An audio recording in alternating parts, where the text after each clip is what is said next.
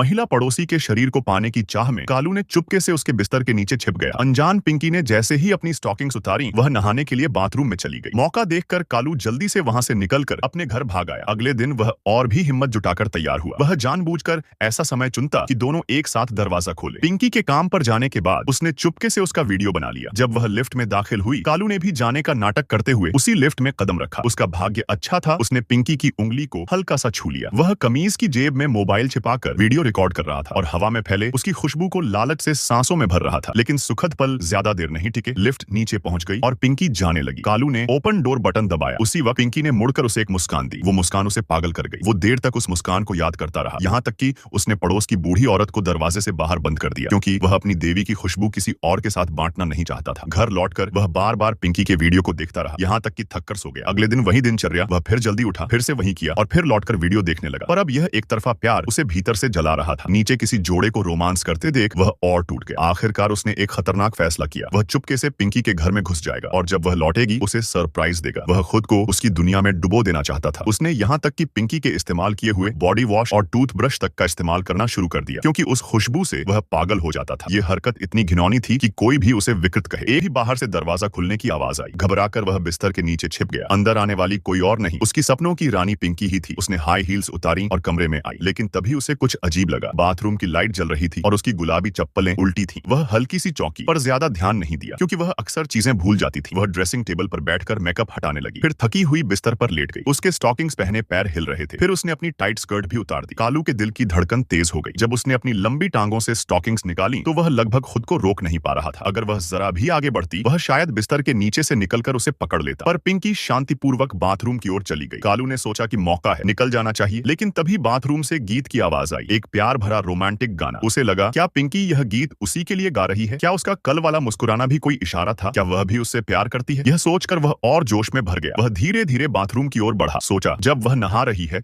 उसी समय मैं अपने दिल की बात कह दूंगा। लेकिन जैसे ही उसने दरवाजे की ओर हाथ बढ़ाया, दरवाजा खुद खुल गया। वह सामने खड़ा था और सामने थी पिंकी। कालू हैरान रह गया, लेकिन पिंकी बिल्कुल शांत थी, जैसे उसे सब पता हो। कालू को यकीन हो गया कि वह भी उसे पसंद करती है। उसने बिना झिझक अपने प्यार का इजहार कर दिया। पर तभी अचानक एक आदमी कमरे में दाखिल हुआ। भयानक चेहरा, डरावनी नजरें। कालू घबरा गया, धीरे धीरे पीछे हटने लगा और तभी उसने देखा कमरे के कोने में एक लाश पड़ी थी। कालू डर के मारे पेशाब कर बैठा और इससे पहले कि वह कुछ समझ पाता, वह आदमी जेब से लोहे की गेंद निकाली और कालू की बेरहमी से हत्या कर दी।